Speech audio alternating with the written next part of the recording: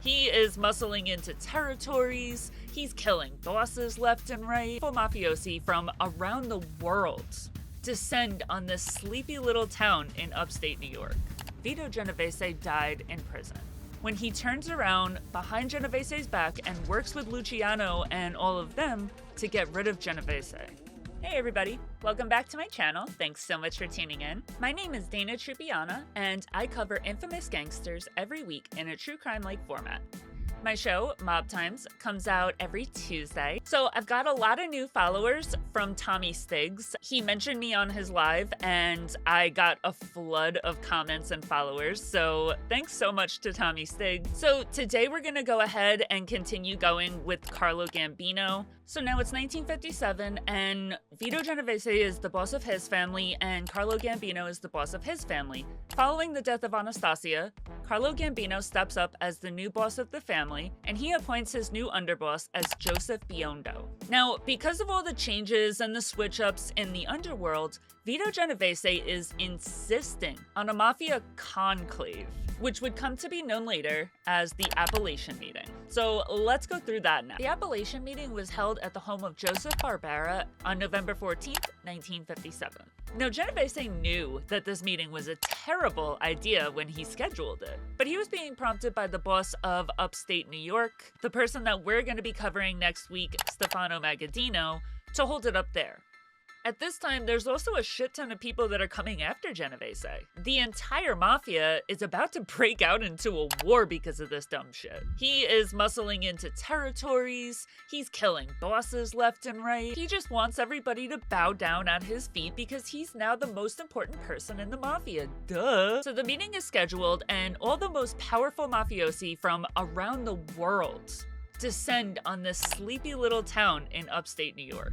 We all know that cops had wiretaps on all of these guys. They had recording devices in all of the gangsters' hangouts, their houses, their businesses, their cars, everywhere. And let's not forget, a lot of those wiretaps are illegal. They busted into this meeting and they arrested a bunch of people there and everybody scurried. Overall, there was about 110 guys that were at that meeting. Half of them got away, half of them got caught, and that's just the way that it worked out. After the Appalachian Meeting, Gambino is about to go into a significant legal battle with a deportation order. He had been found guilty of crimes stemming from the Appalachian Meeting, but he would get off on that shortly after this by teaming up with Genovese and getting rid of Anastasia and Castello. He started an all-out war with Luciano, Lansky, all of them. He's still a scumbag for working to get rid of Anastasia, but he does redeem himself a tiny little bit when he turns around behind Genovese's back and works with Luciano and all of them to get rid of Genovese. More than likely, what happened is that Luciano and all of them, they went to Gambino and said, hey, we're taking you guys out, but if you work together with us to get rid of Genovese, we might consider letting you live. So he took the olive branch that these guys had extended to him, and this new alliance puts together a plan to get rid of Vito Genovese. Now, Luciano had long since been telling everybody to stop dealing drugs because the government was handing out longer punishments for dealing drugs than murder. Genovese told him to go f himself. In 1959, Genovese went to Atlanta to meet a huge shipment of heroin that was coming in for him to have his people deal. But he was arrested and sentenced to 15 years in jail when he got there. Though Genovese continued to lead the family from prison, he was a lot less powerful now. Now, back on Gambino's side, he was arrested on November 25th, 1957, and ordered to be deported by 11/29, 1957. So he was ordered to be deported 4 days after he was arrested. The report reads as follows. On November 29, 1957, Redacted Investigation Division, Immigration and Naturalization Services, INS, referred to the subject as one of the individuals who participated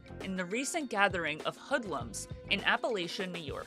Redacted advised on a confidential basis that INS plans to apprehend Gambino in Brooklyn, New York on Monday, December 2nd, 1957.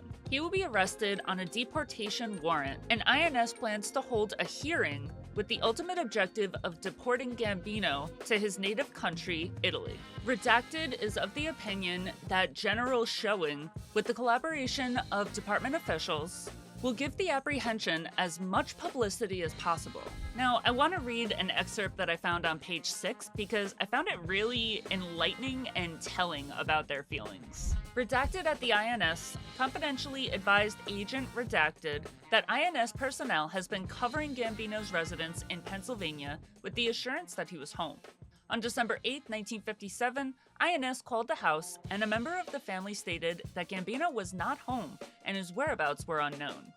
Redacted stated that Gambino might have slipped out of the house undetected by the INS investigators, but on December 8, 1957, page 7 of the FBI files says that Gambino had been, I don't know, it's really hard to read this page, but I'm assuming it said something along the lines of admitted to a New York City hospital.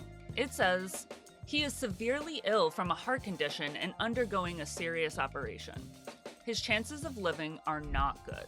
It was later reported that he was at Flower Hospital, scheduled to undergo a very, very serious surgery related to his coronary artery disease. Now, while he's in the hospital, on December 9, 1957, police went and they got a search warrant to search his house. So, lo and behold, Carlo Gambino lives through the surgery. He gets out and he goes to recover in Miami. He surrendered to immigration services for the deportation on September 16, 1958. So Gambino surrendered to immigration services in connection with that deportation order. On January 12, 1959, AUSA William Lynch advised that he did not want to prosecute. Pretty much what he was saying was that he had conducted an investigation, and the investigation came up empty.